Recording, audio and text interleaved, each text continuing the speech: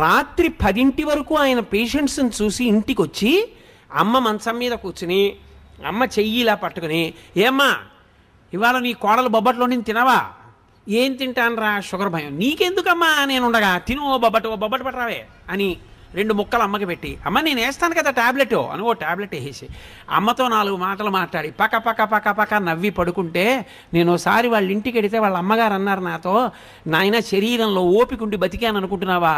నా కొడుకు రాత్రి ప్రతిరోజు వచ్చి కూర్చుని అమ్మ అమ్మ అంటూ మాట్లాడిన మాటలకు బతుకుతున్నానయ్యా అన్నారు ఆవిడ. అది ఆదర బుద్ధి. అమ్మ నిన్ను ఏదో ఎత్తుకుపోతుంది నీ దగ్గర అనుకోవడం నీ కర్మ, అది నీ బుద్ధి ఎందొచ్చిన జాడ్యం. తండ్రి నీ డబ్బేదో పట్టుకుపోతాడు అనుకోవడం నీ జాడ్యం, అది నీకు వచ్చిన తప్పు, నువ్వు దిద్దుకోవాలి. నీకు జ్వరం వస్తే నువ్వు మందేసుకున్నట్టు ఈ శాస్త్ర విషయంలో నీకు అవగాహన దోషం వస్తే నువ్వు నేర్చుకోవాలి. కానీ అది తిన్నగా పిల్లల తప్పని నేను చెప్పను. సవకబారు